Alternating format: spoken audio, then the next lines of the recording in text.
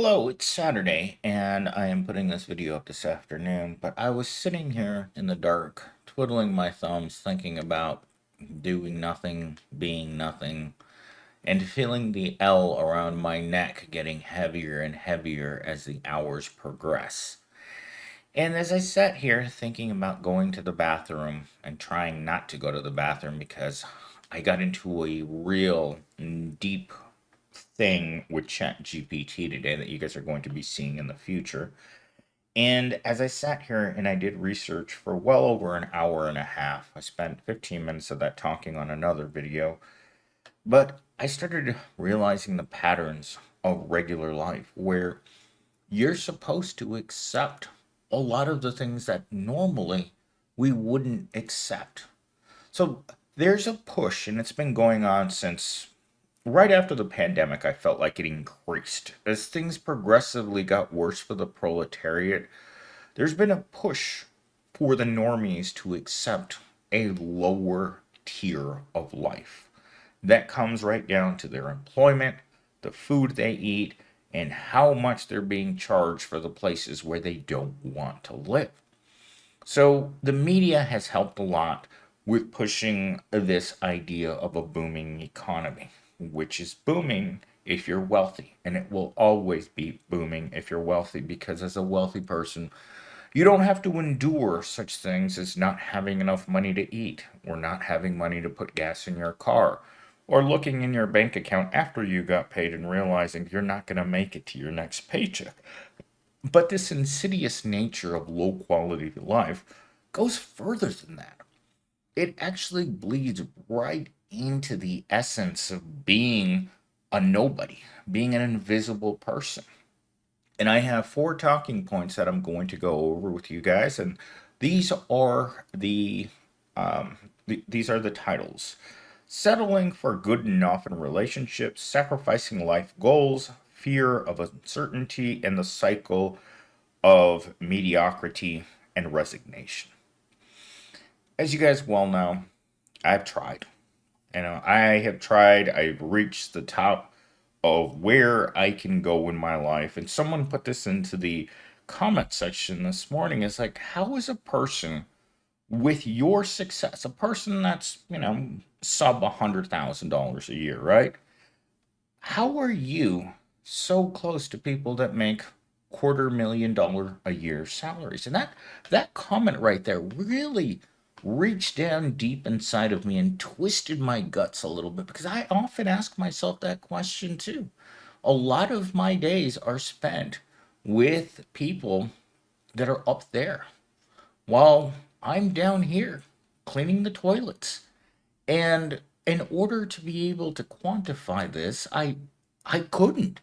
It's like normally we stay with the people within our own bracket, right? If you're working at Walmart, everyone you work with at Walmart is poor. If you're working at Taco Bell, there can occasionally be a woman that's really attractive that works there. But I'll tell you, I spent 2.5 years working at Walmart. We did not have a single attractive woman or even mildly attractive man working in retail. In fact, that was the marker that we can impose. In fact, my supervisor referred to all of his employees as the uglies, because only ugly people came to work in ugly jobs. And I started noticing that as the years passed and I couldn't escape working in retail, that there was really nothing I could do because of my education, my physical appearance, my lack of intellect. I mean, I had coworkers who told me that only stupid people work at Walmart. Therefore, by default, I was a stupid person. And I'm never going to forget that. I was just like literally sitting here. I just graduated from university, and I had a person who didn't graduate from high school telling me how I was stupid because I couldn't find a better job. And remember, you're dealing with someone with an IQ in this position. Remember, a person who's working a cashier or cleaning the floor, you're talking about an IQ of anywhere between 85 and 100.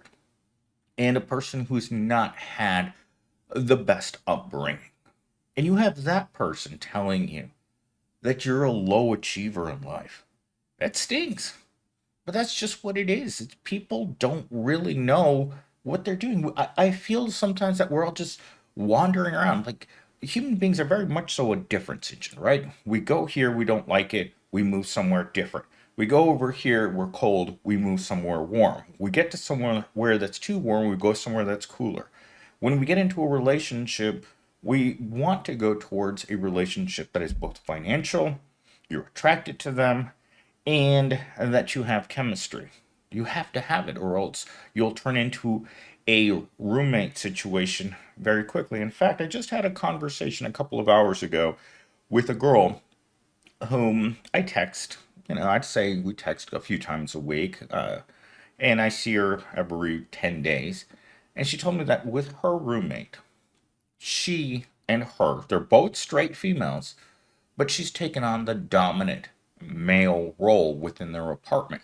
So she fixes the car, she takes out the trash, she kills the spiders, but that's her relationship with her roommate. And therefore, I think that a lot of us just say good enough. So let's get into our first talking point because I've been in the monologue now for 6 minutes, I think. So let's get into this. Many people stay in relationships that are convenient or offer stability rather than seeking deeper emotional connections or fulfillment. The reason we stay away from what we really want is deeper emotional connections or fulfillment, or even a person that's attractive enough to make us attracted to them, is sometimes that person never shows up. I've been waiting for this person to show up in my life now for my entire life, and I still haven't met her. And maybe I did meet her at some point, but I looked at her. She was a little too wide. She was a little too close to the ground. She probably wasn't very pretty, and I just walked past her as a typical proletariat man who looks at Susie Rottencrotch and says, "You know what, Susie? I'll be back after I've had my 12 beers. Don't go anywhere, because right now I'm too good." But falling down drunk, millennial steam, has low standards. You got to meet that guy behind the Taco Bell, because regular millennial steam has some dignity somewhere left inside of him that he won't say yes. But inebriated millennial steam, he's a different character. He represents Johnny Sixpack to a T. He's not he's not a picky eater, let's put it that way. And he has stayed in unfulfilling relationships with the opposite sex that he should not have for way too long. Why? Because sometimes you have to. Sometimes you got to pay the rent.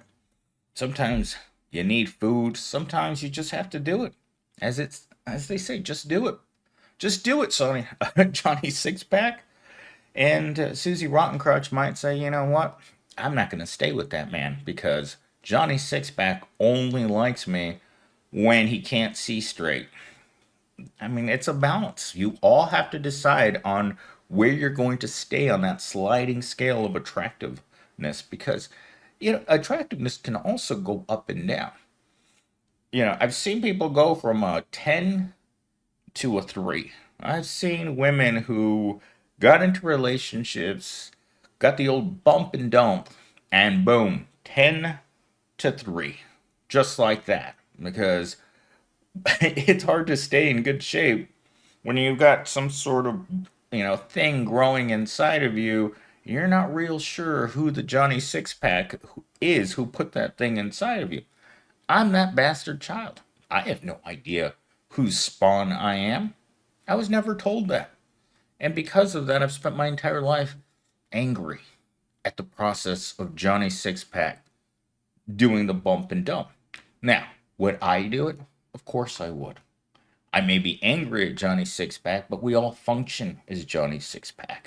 We are all Johnny Sixpack, just about circumstances. Talking point number 2. Instead, the proletariat will settle for what's practical in the moment, which prevents them from realizing their full potential. Sometimes we don't have a full potential. Going to my work every day, I don't think meets the criteria for my full potential. Driving my current car, I don't think means I'm at my full potential. Sitting in this tiny studio apartment, I think by far is not my full potential. Being underemployed, not having a relationship, not having a future, never having had a job that was actually a career. That's the biggest difference is that most of us in the low quality life, remember us $20 and below people, and I'm using myself, as a prop here. I'm not. Remember, I'm not MS. MS is a character, so using him as this character, it's really easy to see that all of us are just a byproduct of a system that's going to exploit the crap out of us, and we have to learn to accept that our low quality life is all we have, and we got to make the best of it. As a byproduct of a broken system, what can we do? We can't fix it. There's no solution because it's not broken. Any rich person will tell you the system's not broken. It's your thoughts that are broken, millennial steam. You gotta fix your thought crime.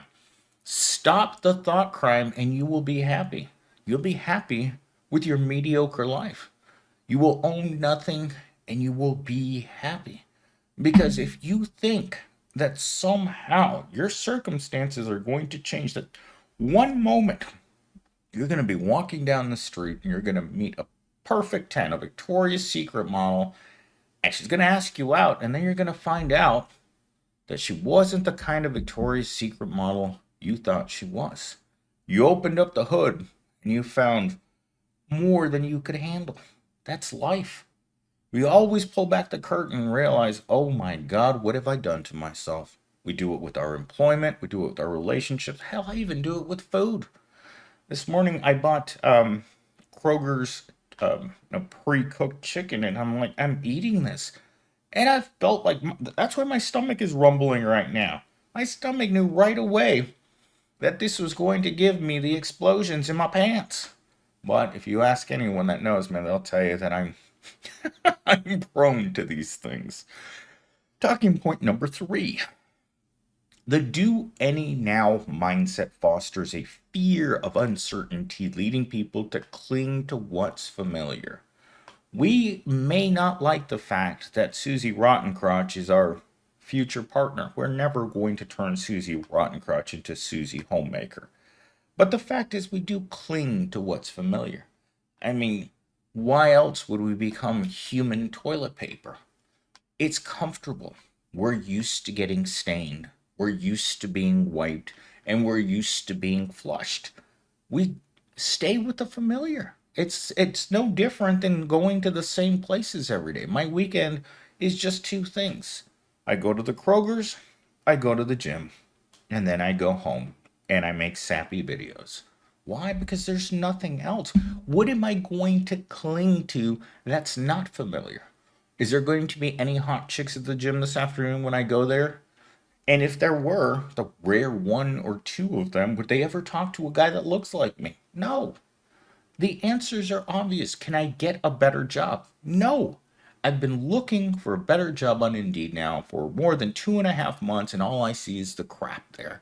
The crap that nobody wants, the 8 million open jobs that corporations claim that no one wants to take because they won't pay a reasonable wage. As I've said in many videos in the past, if they want to pay me $350,000 to flip burgers at McDonald's, I'll be the first guy in line.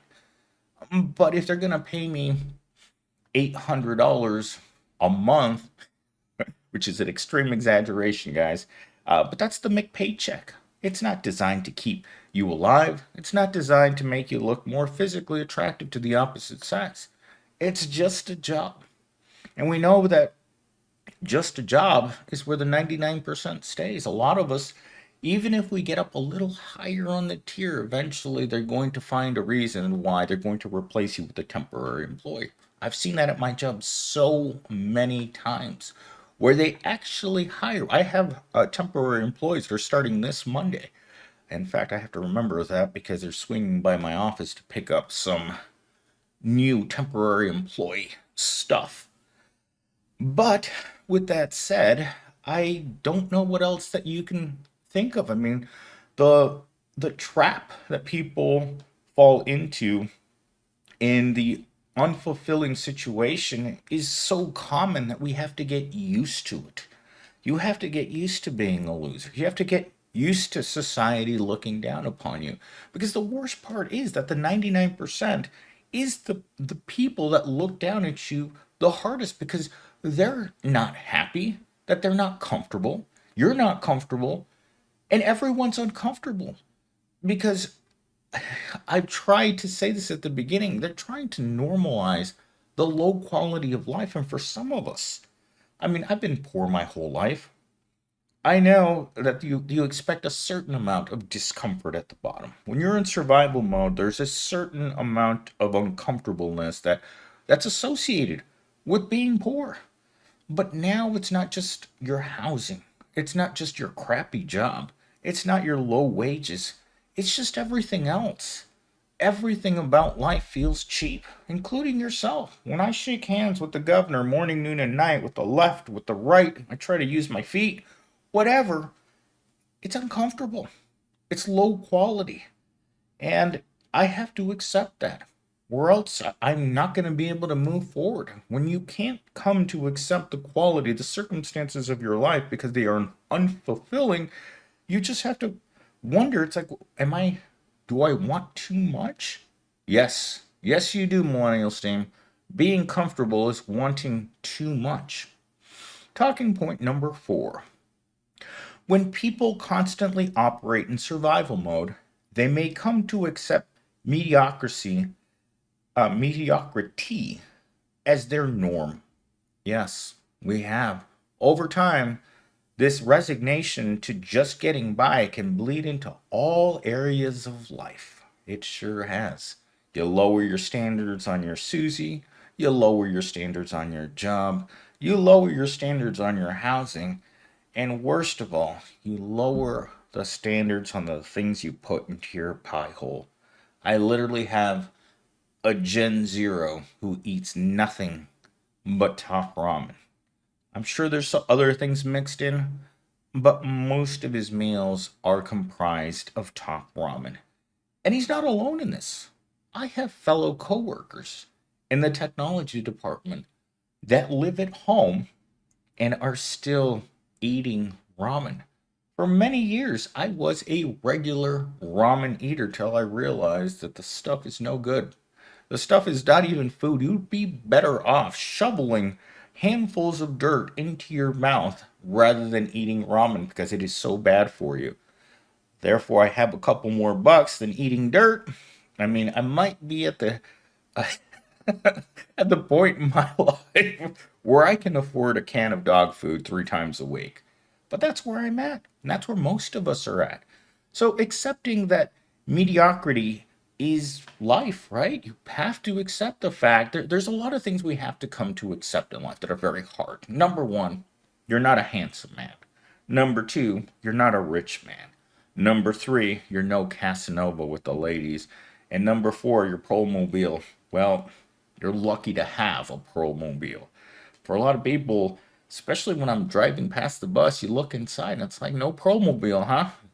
Even the most unsafe piece of crap thing on 4 wheels, which 3 of them are donuts, you still can't afford one of those. In fact, if I go look out my kitchen window, I can see a bona fide Promobile. It's got donuts, it's got broken glass, it's got a faded paint job.